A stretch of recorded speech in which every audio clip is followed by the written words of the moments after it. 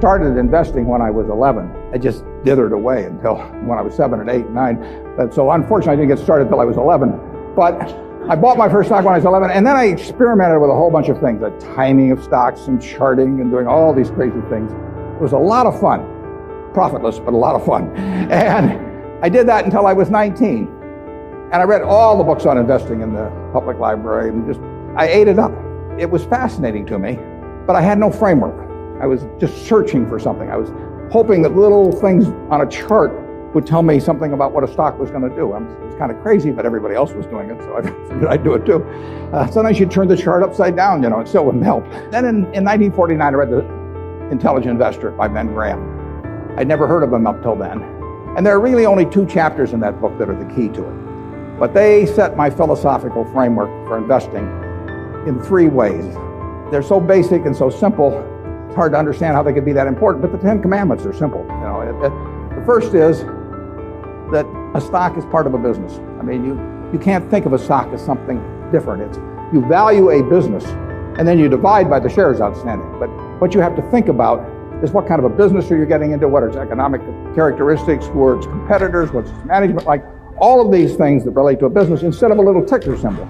I used to know when I was 11 or 12 the ticker symbols of every company virtually on the New York Stock Exchange. I could mark the boards at Harris Upham, but I didn't know anything. I mean, I knew that X was U.S. Steel and T was the AT&T and so on, but I didn't know anything. I didn't know what was behind them. So I had to start looking at these little symbols or these little names in the paper as businesses and decide, how do you value a business? What counts?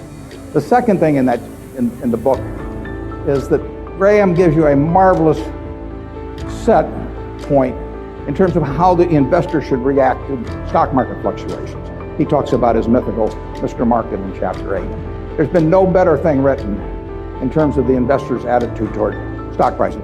Most people react the wrong way to stock prices. I mean, they feel good when their stocks go up, they feel bad when they go down. They think the stock market is there to instruct them. And Mr. Market is this partner you have in investing. He's a remarkably obliging partner.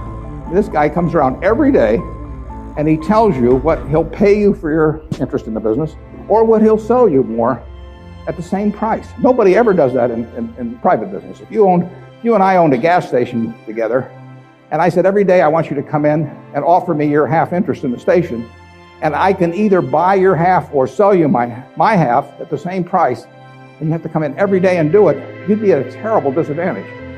And you'd be at a particular disadvantage if you're Mr. Market in the market, because Mr. Market, our friend in the market, who obligingly gives you those figures every day, different figures at the end of the day and the start of the day, but he's naming a price at which you'll either buy or sell. The beautiful thing about him is that this guy is an alcoholic manic depressive.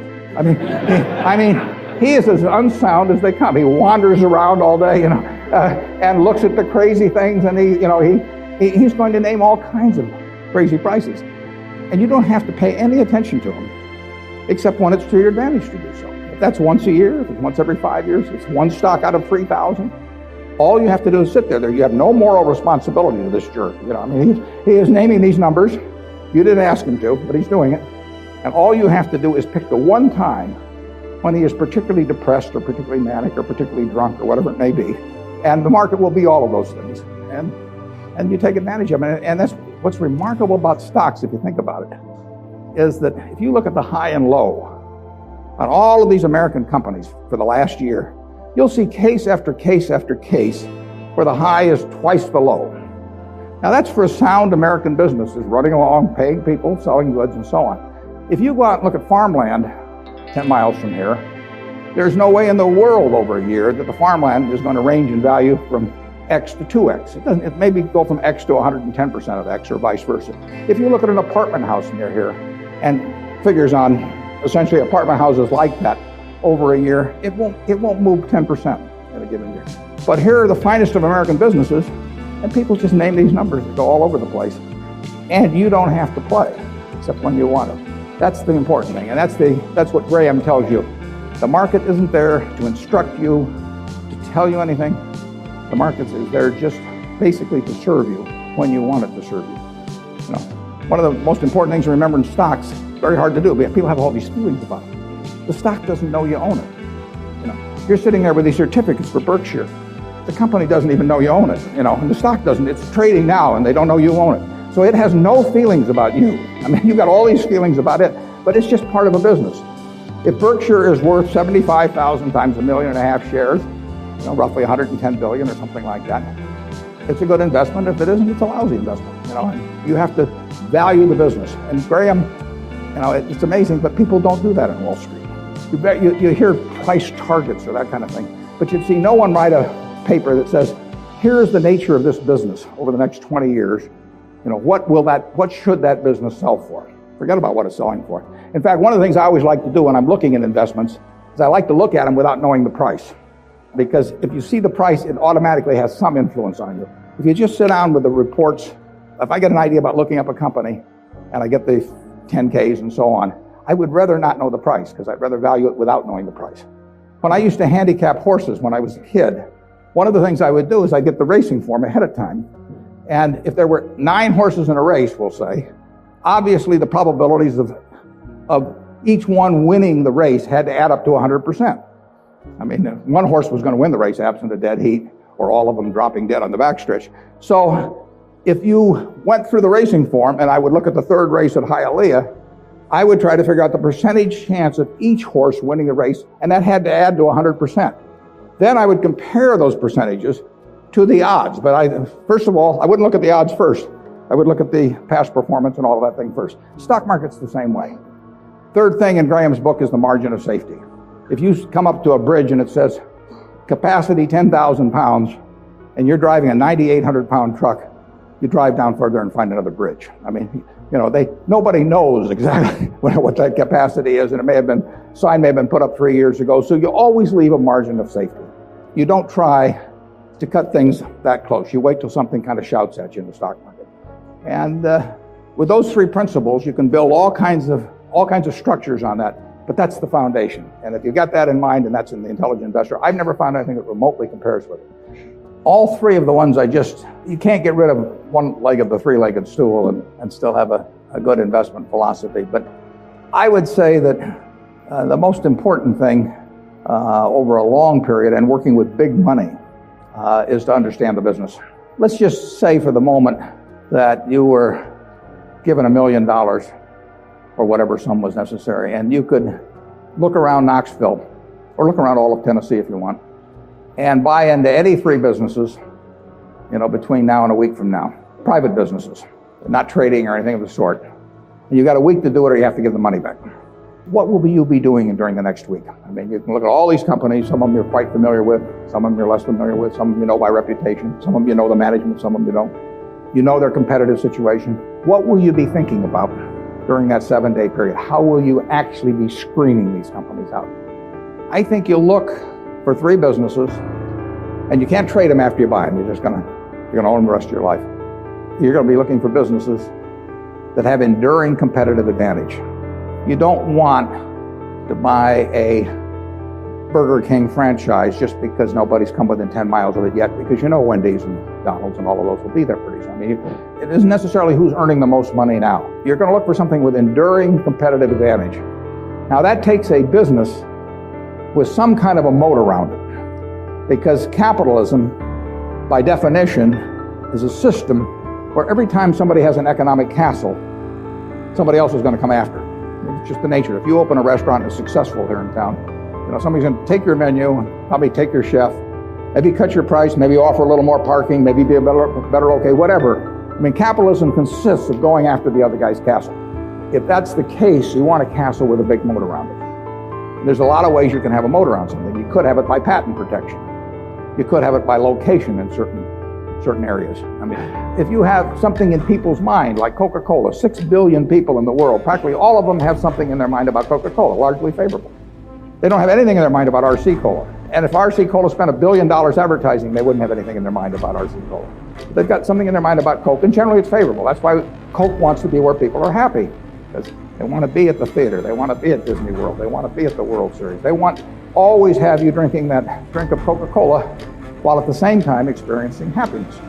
And if they do that, they're going to sell a lot of Coca-Cola. And it won't make any difference if somebody is a half a cent less on some sort of Coke. So that's an enduring competitive advantage. And you want it run by honest and able people. don't want to go in with a crook, and you don't want to go in with a dope. Now, the best businesses to buy are the ones where you could have a dope in there. I mean, Peter Lynch says, buy a business that's so good that an idiot can run it, because sooner or later one will. And there's some merit to that. In fact, I got a question the other day from a student group, and they said, what's going to happen to Berkshire when you go gaga? And I said, well, Berkshire's so good that I can go gaga. In fact, I may even be. Those are the kind of businesses to own. So you want a management that's able and honest, and then you want a price that's sensible. And that's what you'd look for. You'd go around Tennessee, got a week to do it, and you'd immediately screen out a whole bunch of things. You just know that they weren't a fertile area. That's an important thing to be able to do, to know, just get rid of all kinds of things. There was a great article in the New Yorker 30 years ago when Bobby Fischer was playing Spassky in a famous chess match which drew attention around the world.